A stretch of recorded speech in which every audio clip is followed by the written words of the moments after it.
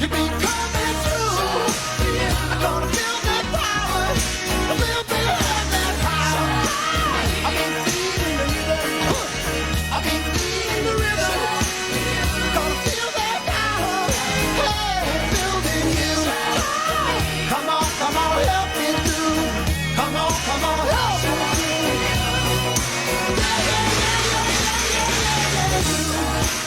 I've been feeling the rhythm. I've been feeling the rhythm. What we doing?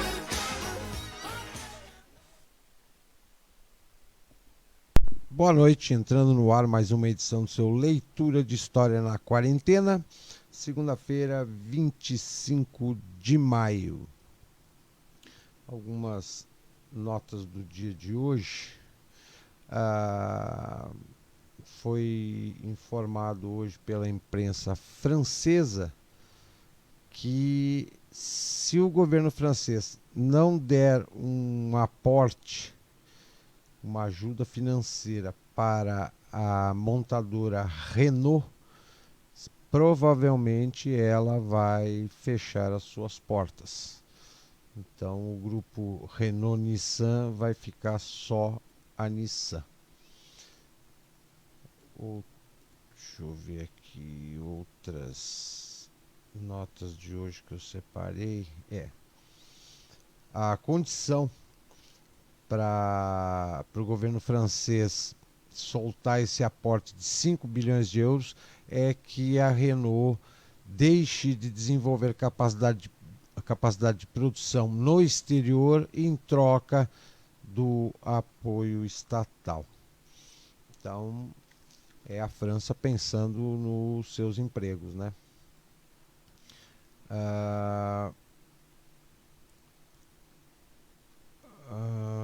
Vejamos aqui, que mais que eu separei aqui de hoje.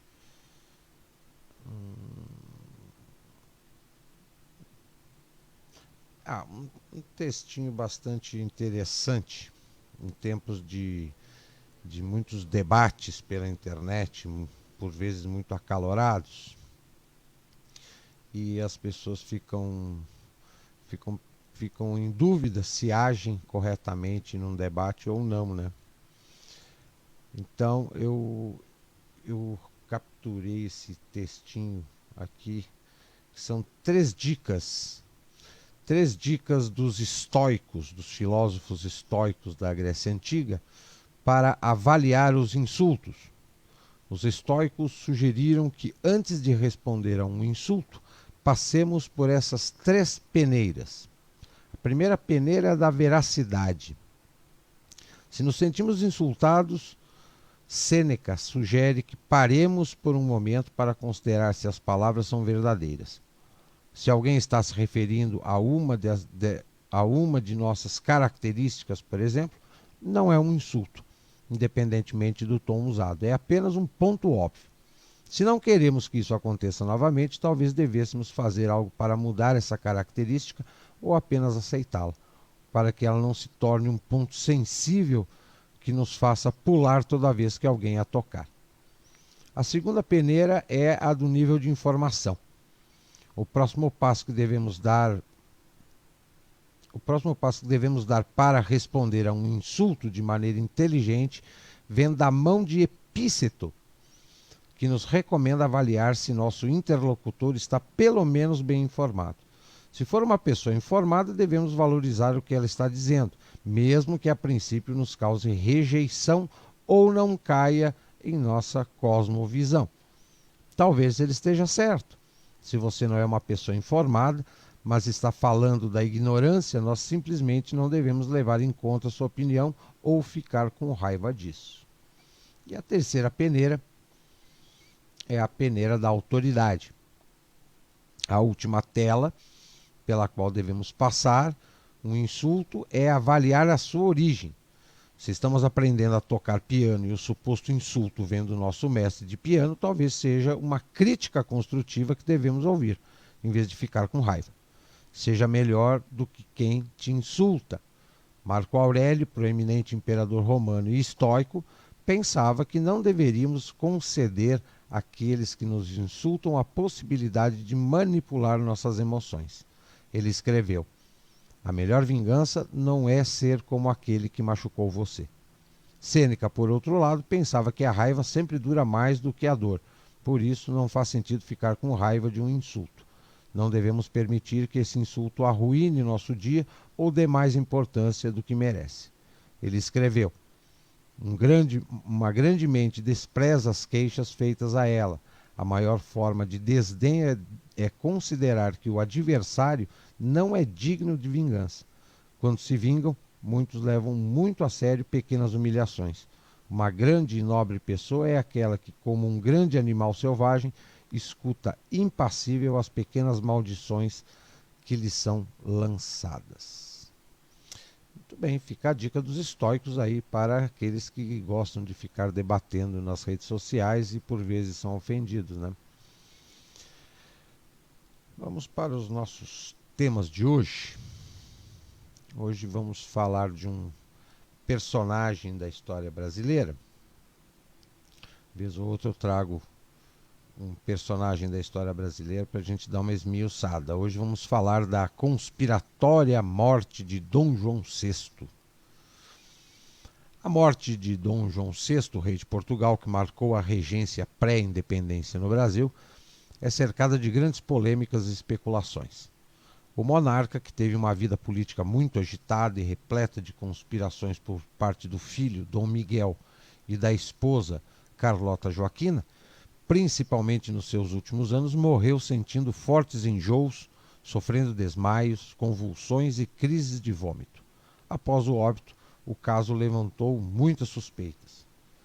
Suspeitas essas que já eram levantadas em vida pelo imperador português, que, temendo um assassinato, vinculou sua filha Isabel Maria à regência em caso de sua morte, para fortalecer seu partido até que o herdeiro, Dom Pedro, retornasse para governar Portugal, e assim fechasse o ciclo que concluía na restauração da maior colônia lusitana, o que não ocorreu.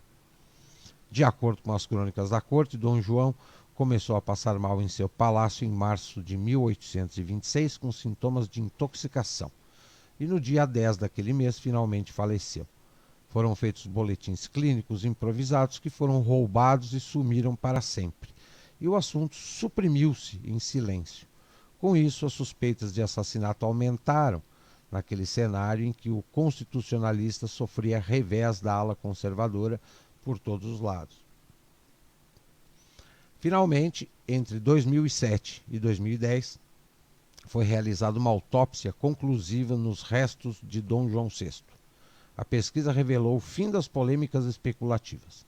Dom João teria morrido após um envenenamento de arsênico, o mesmo produto que matara Napoleão.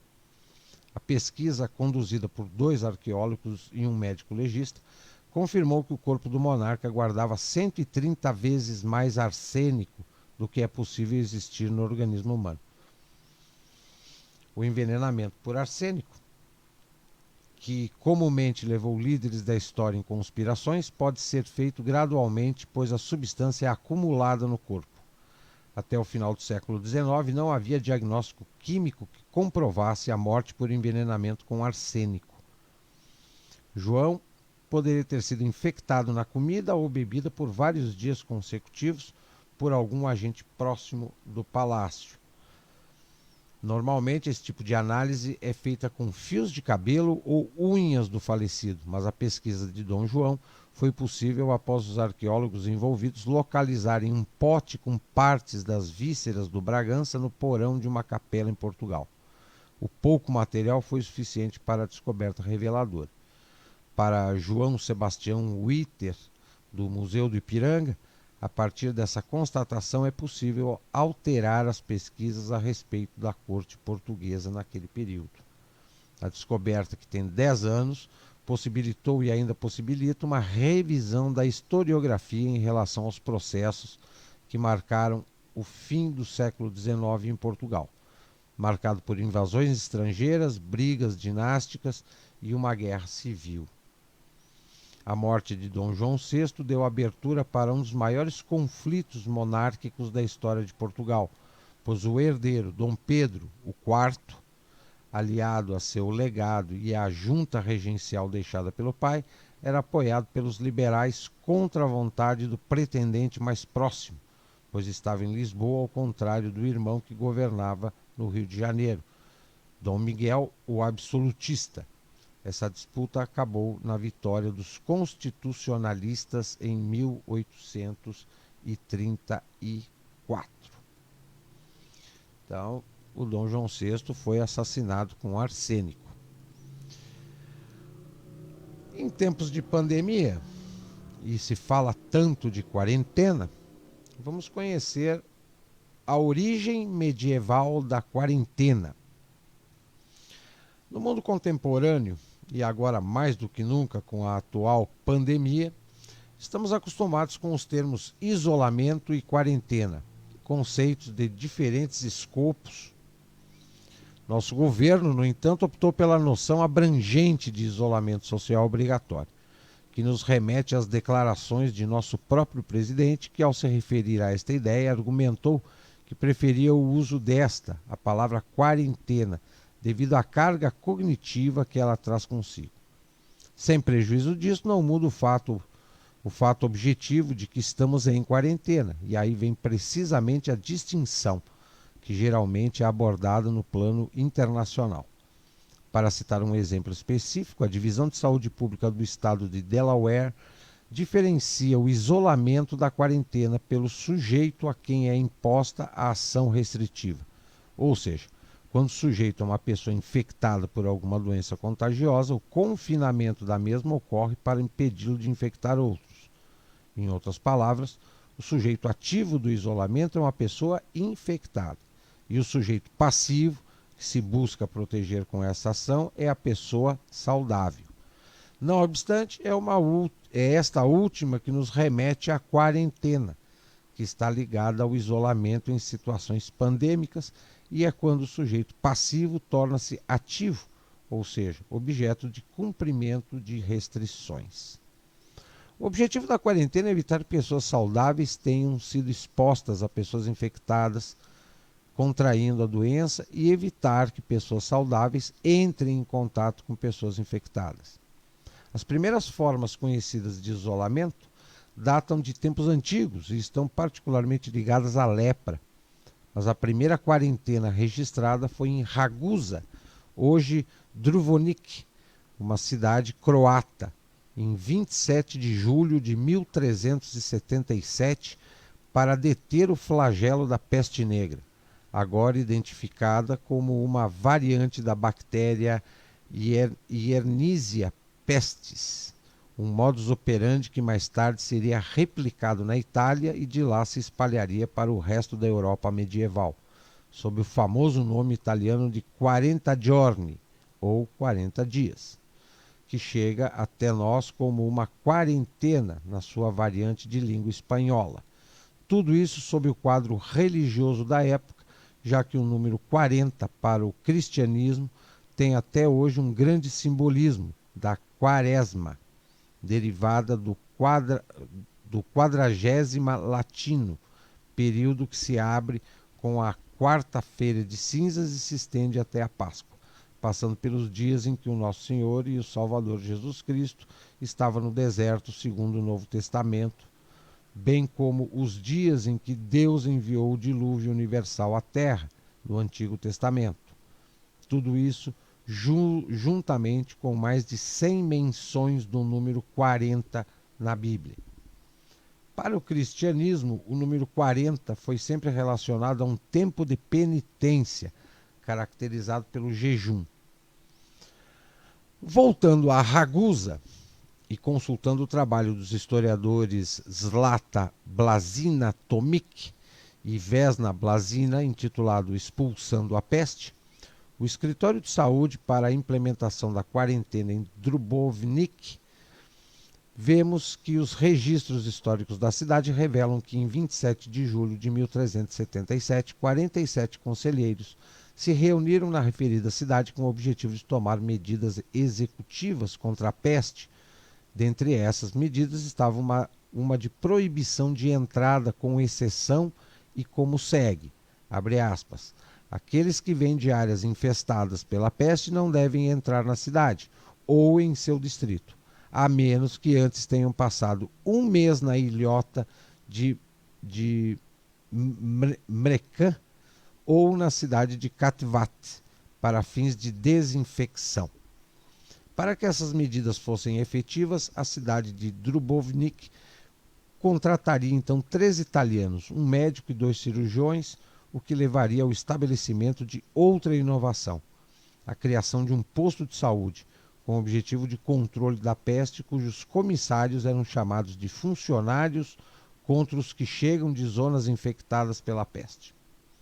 O sucesso dessas políticas na contenção da peste em Dubrovnik foi reproduzido nas cidades italianas de Milão e Veneza, e daí para a adoção de medidas semelhantes em toda a Europa, sendo esta a genealogia de nossas políticas de prevenção e controle epidemiológico em nível global até os dias de hoje. Muito bem. Então, quarentena tem seu fundo clínico, mas também tem seu fundo religioso. Vamos falar de meio ambiente, um tema bastante em voga nos últimos tempos. Eu trago aqui um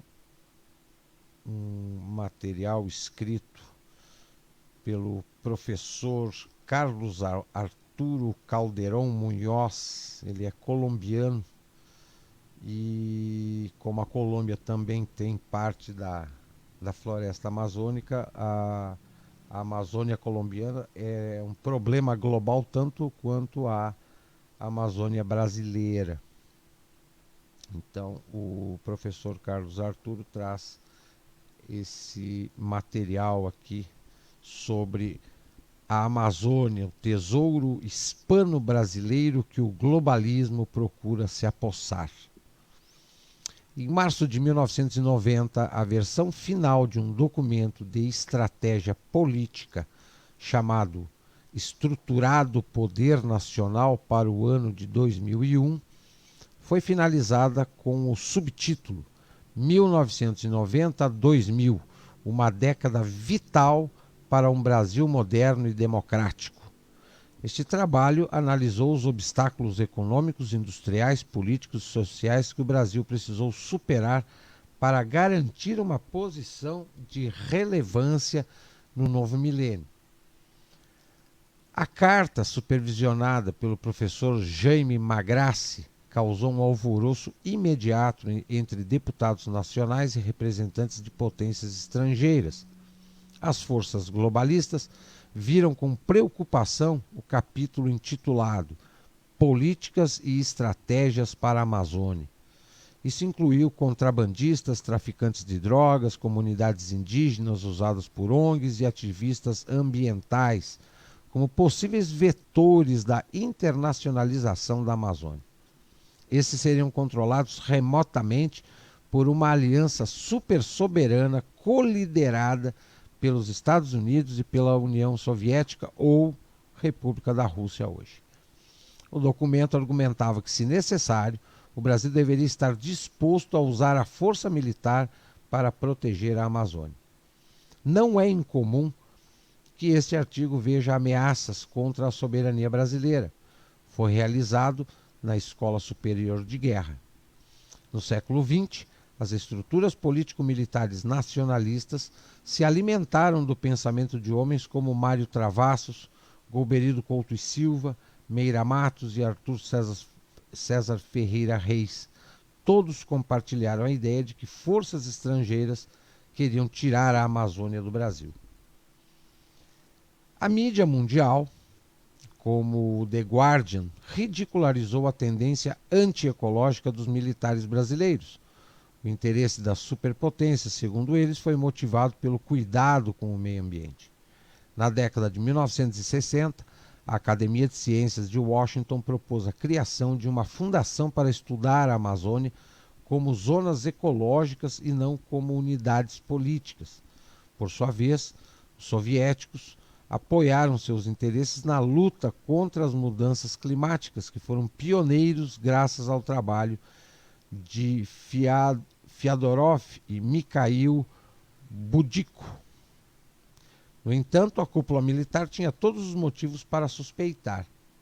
Em 1989, o então senador e posteriormente vice-presidente dos Estados Unidos, Al Gore, declarou que a Amazônia não pertencia aos brasileiros, mas a todos. Os relatórios de inteligência da época indicavam que as nomeações de José Lutzenberger e José Goldenberg para os departamentos de Meio Ambiente, Ciência e Tecnologia pelo presidente Collor de Mello foram influenciadas pelo príncipe Charles e destacada pela Academia Soviética de Ciências. Esse conluio transnacional seria apoiado por Mikhail Gorbachev, que continuaria como presidente da Rússia. As políticas da época eram socialistas. O estadista promoveu a criação da Cruz Verde, equivalente à Cruz Vermelha, para questões ambientais. E, de acordo com a linguagem ruim, ele procurou fazer com que o Brasil cedesse seus direitos de soberania sobre a Amazônia à comunidade internacional. Alguns poderiam argumentar que essa linha de pensamento era típica das defasagens de um governo nacionalista, incapaz de entender os avanços da ciência ambiental e envolvida no cenário da Guerra Fria. No entanto, essa ideia se baseia na premissa de que não havia interesses ocultos das forças estrangeiras e, portanto, as ameaças eram fictícias. Uma rápida revisão histórica nos mostra como esse vasto território tem sido visto pelas potências globais. Desde o momento em que os impérios europeus se lançaram para conquistar o mundo, a Amazônia tem sido um de seus objetivos. Ingleses, holandeses, franceses, espanhóis, portugueses lutaram pelo controle do território, sendo as nações ibéricas as que terminaram com as maiores partes. Somente até o século XVIII, devido às consequências do Tratado de Madrid, é estabelecido o domínio português da atual Amazônia brasileira e espanhola de sua multinacional hispânica. Durante o século XIX, as potências europeias e os Estados Unidos intervieram em processos desestabilizadores na Amazônia em benefício de seus próprios interesses. Durante as revoltas negras, mestiças e indígenas da cabanagem, no Grão-Pará, de 1835 a 1840, os ingleses ocuparam territórios ao norte do Rio Negro e os franceses invadiram o que seria agora o estado do Amapá. Ambas as nações justificaram suas ações como manobras de defesa para proteger a vida de seus cidadãos. Entre seus planos estava o de ajudar os separatistas a ganhar o controle do território amazônico. Durante a Guerra Civil Americana, Abraham Lincoln considerou deslocar negros para a Amazônia em um experimento semelhante ao da Libéria, basicamente se livrar de pessoas que não gostavam em nome da liberdade. Em 1876, Sir Henry Alexander Wickman roubou mais de 70 mil sementes de seringueira da Amazônia e as contrabandeou para Londres, de onde foram levadas para territórios tropicais do Império Britânico, destruindo assim a ascensão da indústria brasileira da borracha. Em 1899, a Venezuela perdeu uma parte de seu território amazônico para os ingleses, depois de uma disputa judicial fraudulenta com os americanos. Os filhos de Albion aumentaram o território da Guiana Britânica, apreendendo as minas de ouro lá. Nesse mesmo ano e até 1902, os americanos, incluindo o presidente Theodore Roosevelt, manobraram sem sucesso a partir de Wall Street para manter o território amazônico do Acre em detrimento da Bolívia e do Brasil. Essa breve revisão mostra como a ideia de levar a Amazônia não é exclusiva da conspiração dos anos 70. No século XIX, desculpas como a proteção da vida, a liberdade, o direito internacional, já eram usadas para camuflar as intenções de conquistar ou controlar recursos valiosos. A novidade do século XX foi a criação de novos trajes para antigas aspirações. A visão do pentagrama de Kissinger na década de 70 foi um sinal de partida para, entre outras coisas, a internacionalização da Amazônia por razões ambientais. Margaret Thatcher, François Mitterrand, John Major e uma longa lista de líderes políticos, religiosos e sociais têm defendido, direta ou indiretamente, a supressão dos direitos do Brasil e das nações hispânicas sobre a Amazônia. E é que esse pequeno território, entre 7,76 e 8,24 milhões de quilômetros quadrados, dependendo de contar apenas a bacia ou toda a extensão da selva, possui recursos minerais sem os quais a humanidade não pode sobreviver. Recursos incalculáveis para a vida, como diamantes, milhares a dezenas de milhares de dólares de diamantes, prata, ouro, molibdênio, coltan, manganês, ferro, salgema, caulim, bauxita, chumbo, zinco, cobre, níquel. Isso são algumas das riquezas escondidas no território amazônico. Só para se ter uma ideia, uma onça de prata ela vale 16,25 dólares. Uma onça de ouro, 1.745 dólares. Manganês, 4,5 dólares a tonelada. Ferro, 84,73 dólares a tonelada. O sal, 100 dólares a tonelada. Zinco, 1.900 dólares a tonelada. Cobre, 5.000 dólares a tonelada. Níquel, 11.000 dólares a tonelada. E assim vai. Riqueza na Amazônia é o que não falta. Esses são poucos exemplos. Esses valores em maio de 2020 são uma amostra da longa lista de recursos minerais, madeira, água e médicos da floresta. Se adicionarmos acima as quantidades gigantescas de petróleo e gás, podemos afirmar categoricamente que cada árvore, peixe, pássaro e inseto são inestimáveis para a humanidade. É uma pena que o presidente brasileiro não entenda de ecologia e direitos humanos. Claro que você tem que cuidar do meio ambiente. Ironicamente, a implantação do poder militar e diplomático sobre os países luso-espanhóis com território amazônico é típica das técnicas de desestabilização. Em 2000, o presidente dos Estados Unidos, Bill Clinton, e seu colega colombiano Andrés Pastrana Arango anunciaram o Plano Colômbia, um tratado no qual os americanos dariam dinheiro e apoio tático aos sul-americanos para enfrentar o narcotráfico.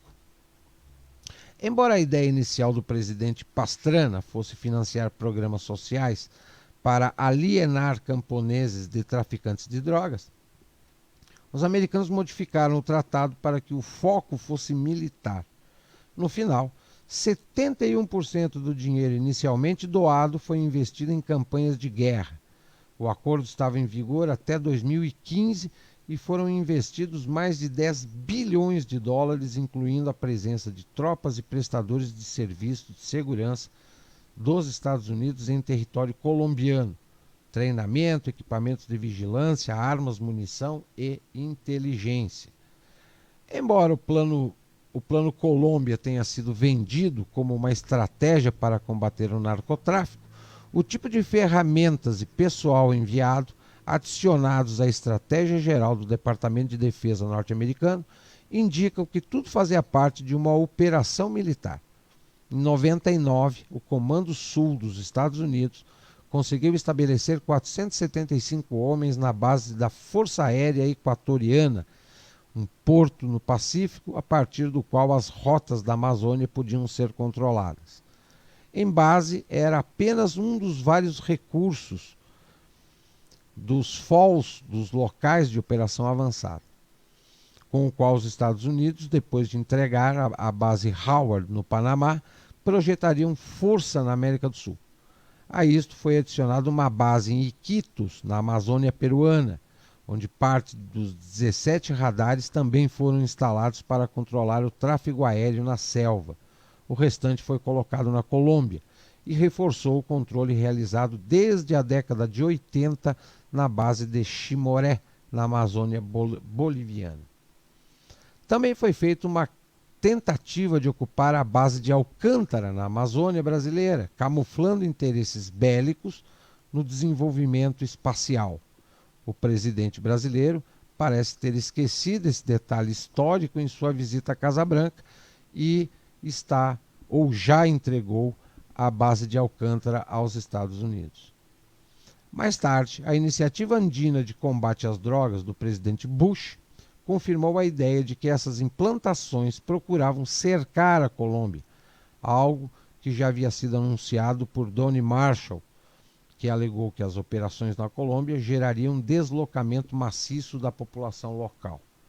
O milênio começou na Colômbia com uma forte ofensiva em seus territórios amazônicos, onde exércitos, bombardeios e mercenários foram mobilizados para acabar com a folha de coca. Somente no departamento amazônico de Putumayo, mais de 11 mil indígenas foram colocados em risco.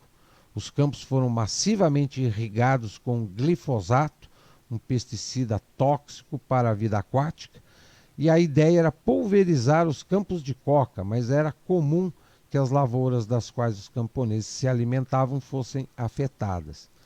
Embora os efeitos sobre o meio ambiente e a saúde tenham sido prejudiciais, o glifosato não se compara ao fusarium, um fungo considerado uma arma biológica que queria ser utilizado inicialmente. Felizmente, as pressões políticas fizeram Clinton desistir de seu uso, mas ficou claro que a destruição do meio ambiente ou o sofrimento dos povos nativos não são muito importantes se aqueles que dominam o território são americanos e não governos locais. O efeito de deslocamento profetizado por Donnie Marshall foi cumprido. O conflito colombiano deixou 7 milhões de deslocados em todo o país, apesar de esse problema existir há muito tempo. O pico de deslocamento ocorreu durante os primeiros anos do Plano Colômbia. Em relação à Amazônia, embora seus 483 mil quilômetros quadrados representem 42% do território, apenas 3,8% da população vive lá, cerca de 1.900.000 pessoas. A guerra expulsou os poucos que viviam na região. O domínio da Amazônia continental nos Estados Unidos aumentou ao longo dos anos. Em 2003, havia 5 mil representantes de seu governo na Colômbia. Embora em 2006 Evo Morales tenha expulsado os americanos da Bolívia, a presença no Peru aumentou.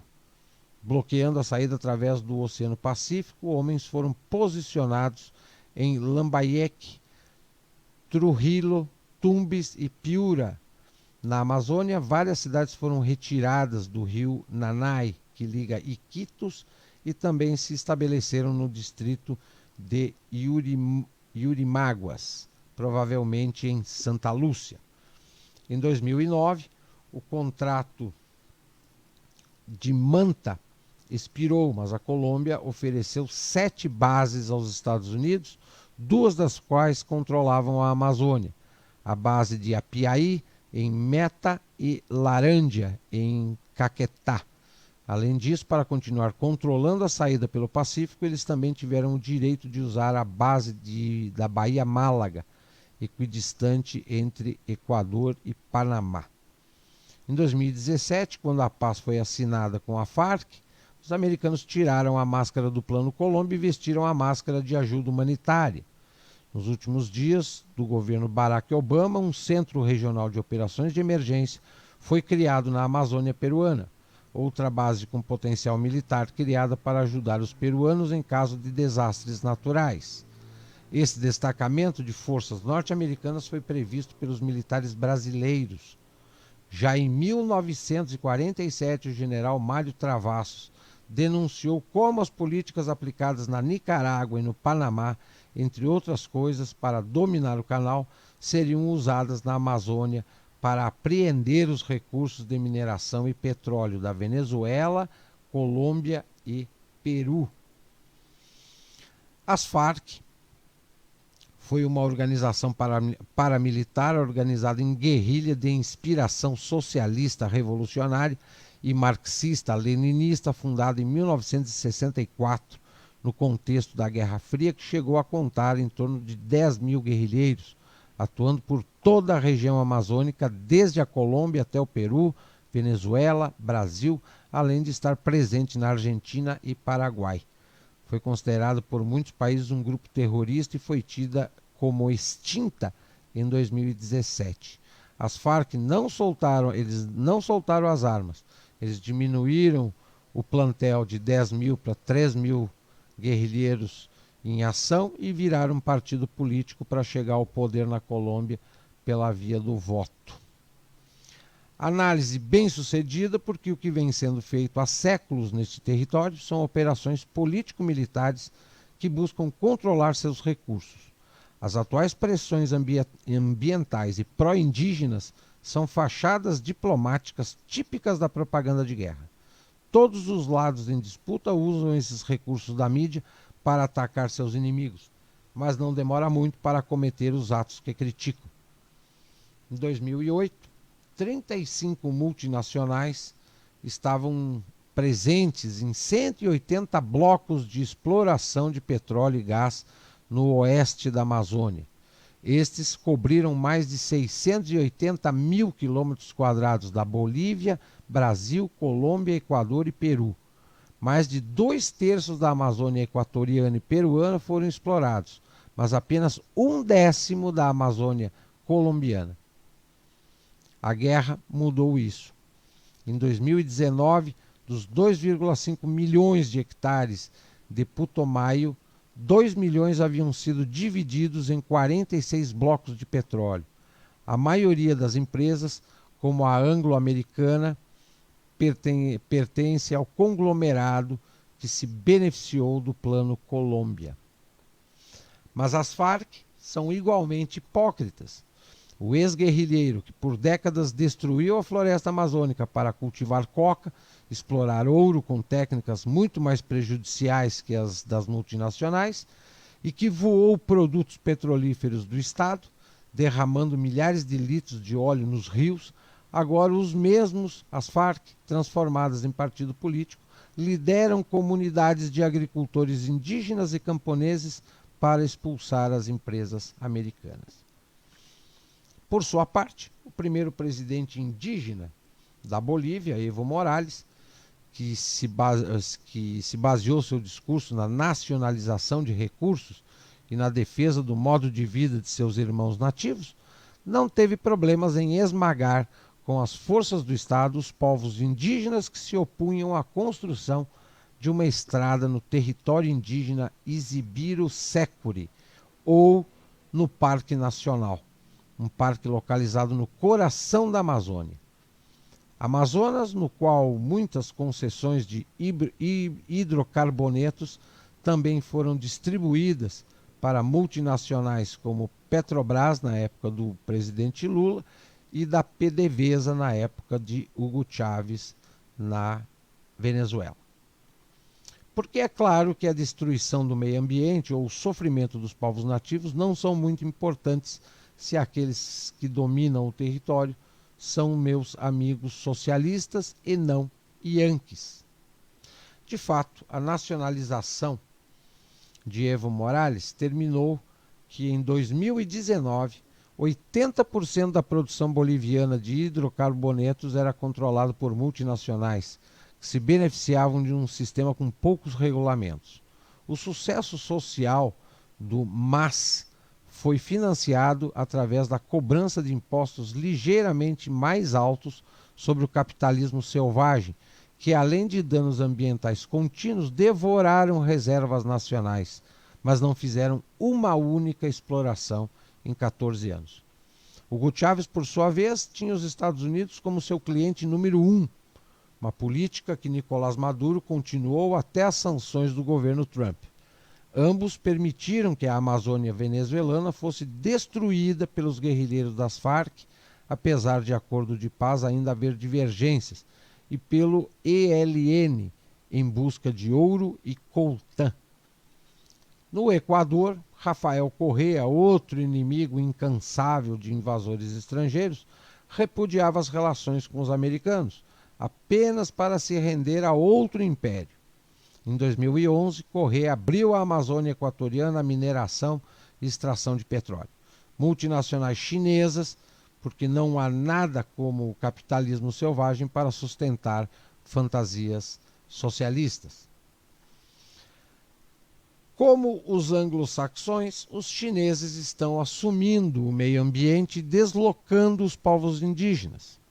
Como esperado, os nativos afetados, neste caso os Shuar, começaram a ter um conhecimento mágico do manuseio de explosivos, a ser amplamente divulgado na mídia ocidental, e tem assessoria jurídica de algumas ONGs, porque não importa quantos índios o tio Sam mata, a China é ruim.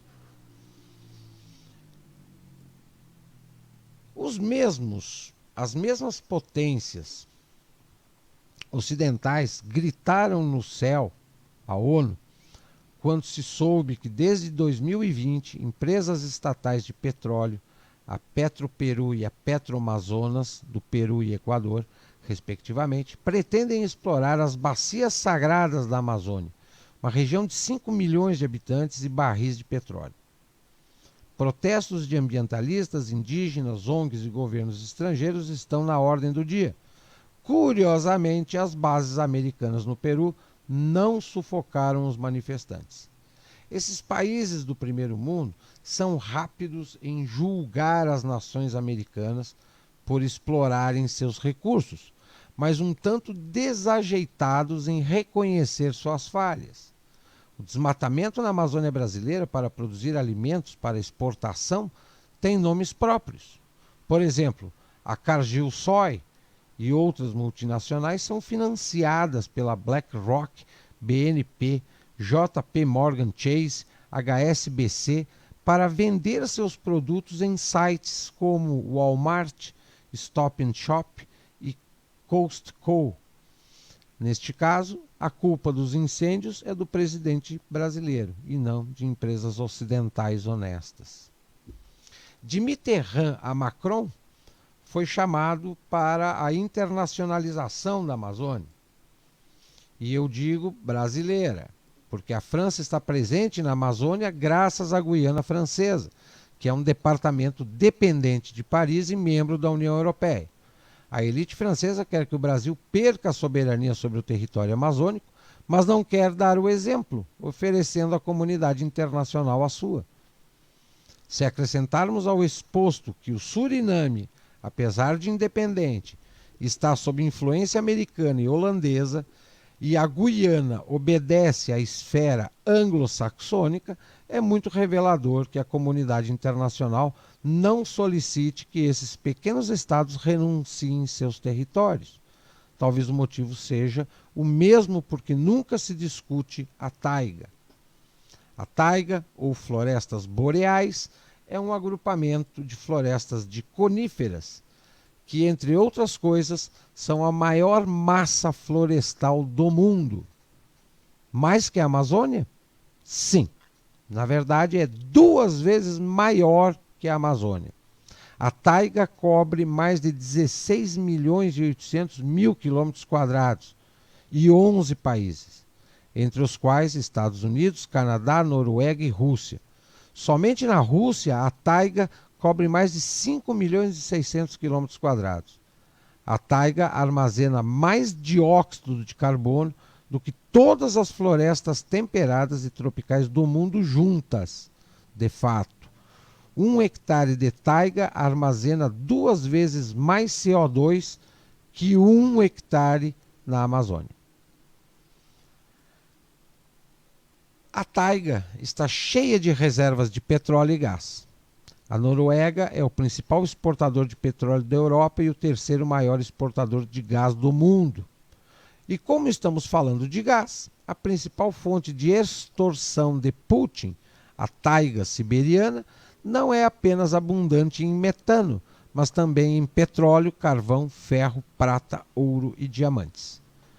Minerais, metais preciosos e madeira estão entre as 10 principais exportações do Canadá, um país que é o segundo maior exportador de petróleo da América, acima do Brasil, e também exporta 90% de sua produção de papel. O que Al Gore e Gorbachev pensariam se o presidente brasileiro e Ivan Duque lhes dissessem que precisam entregar suas florestas? Porque todos os 750 mil hectares de taiga canadense foram degradados pela exploração industrial e já perdemos a conta dos derramamentos de petróleo da Rússia e da América. Sim, é melhor internacionalizar a taiga, uma vez que não pertence a russos, canadenses ou americanos. A taiga é um patrimônio mundial. Após esse período, é bom dizer que todas as atividades humanas têm impacto no meio ambiente. Até mesmo a agricultura orgânica em pequena escala causa estragos. Com técnicas modernas, os recursos energéticos de mineração da Amazônia podem ser explorados com um impacto mínimo, o que não ameaça a sobrevivência de espécies nativas ou indígenas, como é bem feito no Canadá e na Noruega. Essa febre ambiental é uma desculpa para ter poder sobre a região e as nações luso-espanholas caíram na armadilha. Traçamos um cenário da Guerra Fria no qual nos aliamos a anglo-saxões, russos e chineses para enfrentar nossos vizinhos. Os poderes do Oriente e do Ocidente se beneficiam dessa balcanização da banana. Esses recursos podem ser explorados sem prejudicar o meio ambiente e, mais importante, podemos explorá-los como um bloco de nações que aproveitam o potencial econômico para fortalecer sua própria posição geopolítica. Mais uma vez, o Exército Brasileiro viu além do óbvio e muito antes do que todos imaginavam. O general Meira Matos falou de uma pan-Amazônia, na qual o Brasil e as nações hispânicas devem unir forças para proteger a Amazônia, respeitando a soberania nacional de cada país e buscando um equilíbrio entre a exploração de recursos e o cuidado ambiental. Ele propôs formar 3 polos de referência geográfica: o sistema Solimões-Juruá, que incluía o Brasil, Colômbia e Peru, o sistema Negro-Branco, no território do Brasil, Guiana, Venezuela e Colômbia, e, finalmente, o terceiro bloco, o sistema Madeira e Purus, que incluem Brasil, Peru e Bolívia. Essas ideias andam de mãos dadas com as de Golbery Couto e Silva, que procuravam criar um coração na Amazônia, e com Arthur César Ferreira Reis, que entendeu que os recursos agrícolas e minerais do território garantiriam o desenvolvimento da humanidade. Avançando um pouco além do que os militares brasileiros disseram outrora, o domínio desse território permitiria uma futura integração fluvial sul-americana, na qual, com muita engenharia, poderiam ser integrados os rios Orinoco, Negro, Amazonas, Madeira, Paraguai, Tietê, Paraná e da Prata, o que conectaria o subcontinente de ponta a ponta, garantindo um nível de prosperidade política e econômica digno das nações europeias. Como colombiano, sinto que a Espanha é minha pátria e estou convencido de que as nações hispânicas não sobreviverão se não agirem como a família que são. Também acredito firmemente que a única maneira de garantir o atlanticismo do Sul, que nos protege da loucura anglo-chinesa, é trabalhar como amigos, como um mundo português, na Península Ibérica com Portugal e na América com o Brasil. Durante séculos, espanhóis e portugueses lutaram em guerras fratricidas. Acredito que, como seus descendentes americanos, é nosso dever não repetir a história. Não devemos cooperar para a nossa própria felicidade. Não como lacaios de Washington, Pequim e Moscou, mas como ibéricos que encontraram sua terra prometida na América.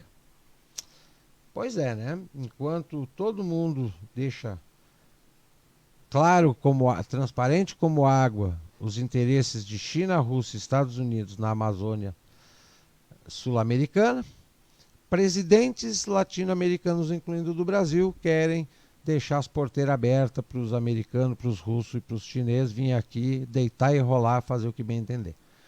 É muitíssimo complicado essas questões internacionais, infelizmente. 21h50, o Leitura de História na Quarentena vai ficando por aqui. Eu retorno amanhã com novos temas de informação e conhecimento. Uma boa noite a todos e até lá.